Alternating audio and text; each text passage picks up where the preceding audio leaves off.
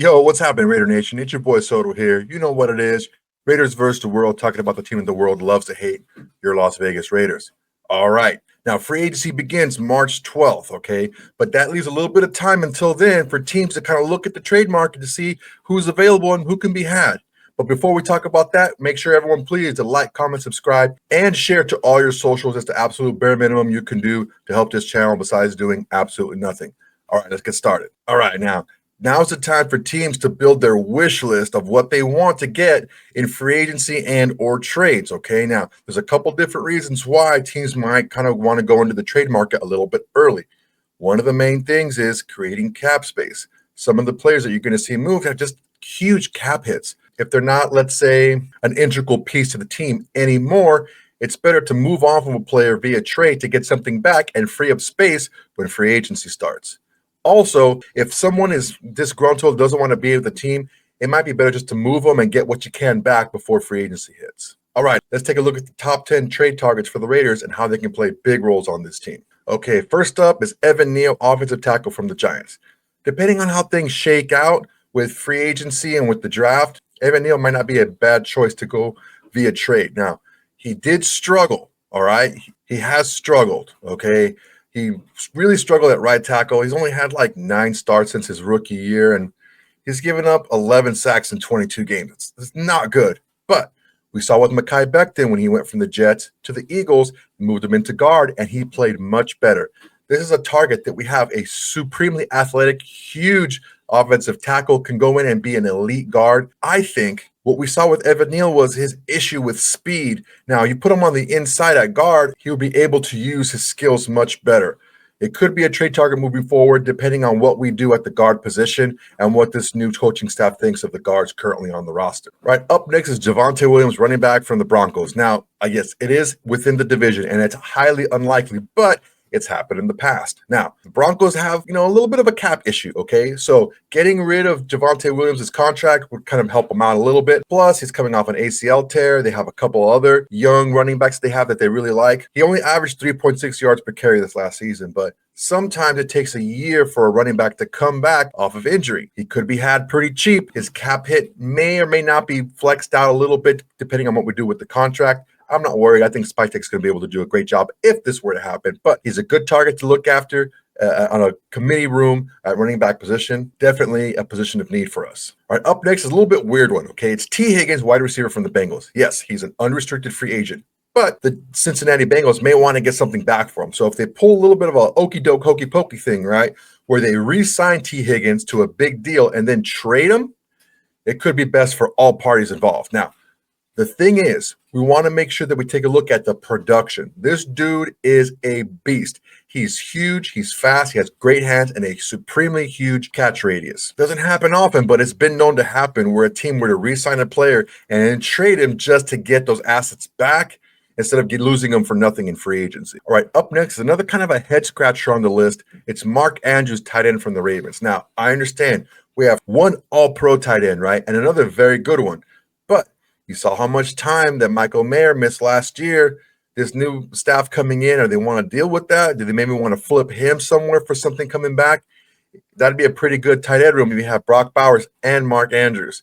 I'm not saying it's going to happen, but if he's out there and he's available, because Isaiah Likely's really become the man at tight end with the Ravens, he has a big cap hit. And I think the Ravens only have like $7 million in cap space. So they're going to need to create some cap space. And one of the best ways for them to do it is to get rid of Mark Andrews. I'm not saying it's going to happen. I'm not saying it's not. But Chip Kelly's been known to kind of flex his offense a little bit to take advantage of his best weapons. Hell, we may even keep all 3 of these guys and let Harrison Bryant walk and have these 3 guys at tight end and use them supremely over the middle at H-back and as pass catchers. It could happen, but it's a great target to have. And hey, stranger things have happened with the tight end position. All right, up next is wide receiver Deontay Johnson. Now, he had a rough 2024. Was with the Panthers and was with the Texans and then the Ravens and then gone and then back with the Ravens and didn't want to go into the game. And I don't know what's going on with him. But having an environment like a Pete Carroll player-centric environment with coaching staff, I think can do really well for him. Now, he was a second-team All-Pro as a rookie, so he's got the juice, man. He knows how to play. The thing is getting him into the right environment where we're going to be able to take advantage of his skill set.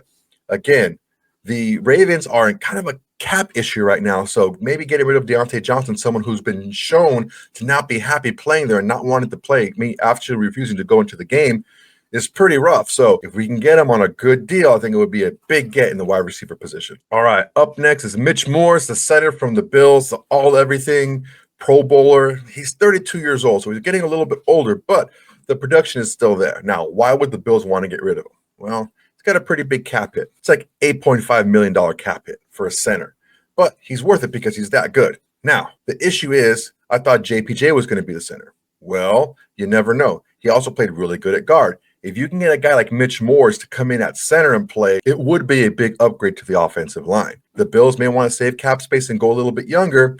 Letting go of that center and saving cap space may be good for both teams involved. All right, up next is wide receiver from the Jaguars, Christian Kirk. Now, when he's there, when he's playing, he's really productive. But unfortunately, this last year, he wasn't healthy for very long. He has a big cap hit, like $24 million cap hit with the Jags if they were to keep him. They've shown that they may want to go into a new regime and a new youth movement, so getting rid of Christian Kirk could be something that they want to do. He's a supremely talented wide receiver. Getting him in a new place, maybe a fresh coat of paint on him, has done big things for wide receivers in the past. Maybe he'll work again with the Raiders. Up next is another wide receiver, Stephon Diggs. Now, even though he's 31 years old, he still had another 1,000-yard season. I understand he's had a lot of issues in the past.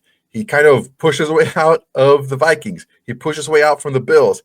He's starting to be a little bit unhappy towards the end of the season with the Texans. Yeah, he's a little bit of a headache. But Pete Carroll has been known to be able to handle these guys. Put him in a good situation, put him in a good system. He's still really talented. If we're able to get him for a low-round draft pick, maybe a couple years or a year into the future, it would be a good get to have for us in the wide receiver room. All right, up next is Tyrann Mathieu, safety from the Saints. All right, it's no secret that the Saints have huge cap issues. They've been kicking the can down the field since Drew Brees was still playing. They've been chasing that championship, and trust us, we know all about that because the last few years of Al Davis got a little bit senile and gave away these crazy contracts where we kind of take 2 years to get out of those contracts. While Tyrann Mathieu has a huge cap hit. The Saints can save over $7 million if they designate him a post-June 1st release. So trading the guy could be a good option now. He's 32 years old, but he's still pretty productive. He had over 60 tackles and I think 2 interceptions last season. Depending on what happens in the safety room, in the draft, or through free agency, he could be a nice little piece to put in there to mentor the young guys on the team. All right, last one on the list, definitely not least, the kind of pie in the sky defensive end from the Browns, Myles Garrett. Look, he's going to take a lot to get him. I'm talking about a lot to get him. But you're also getting back a lot. He's only 29 years old. He's still in the prime of his career. He is the best defensive end in the game. He is a game wrecker of game wreckers. Imagine having Myles Garrett on one side and Max Crosby on the other. You can have a little bit less, like in the linebacking core and in the secondary, if you have those two guys playing on the defensive line. They would very quickly change the landscape of defenses in the NFL. Myles Garrett has said that he wants to leave Cleveland because he wants to go to a winner. Does he believe in the vision of John Spytek, Pete Carroll, and Tom Brady? Who knows? It would be a huge sell job and also be a huge blockbuster trade if it were to happen. All right, guys, that's the list. The top 10 trade targets for the Raiders and how they fit on the team. Let me know what you think in the comments below. Did I miss anyone? Should I add someone to the list? Who would you take off the list? Let me know what you guys think. As always, please make sure to like, comment, subscribe, and share to all your socials. It's the absolute bare minimum you can do to help this channel besides doing absolutely nothing. We're getting really close to that 1,000 mark. I really want to zoom past it, guys. It's going to be up to you guys. If you're watching this content and you like it, go ahead and give me a subscribe, man. It would really help me out. Appreciate you guys. Till next time, everybody. Peace. Hey, Raider Nation. Thanks for watching. There's plenty more where that came from. Go ahead and smash that like button. Drop a comment. Make sure to subscribe and share to all your socials. It's the bare minimum you can do without doing absolutely nothing.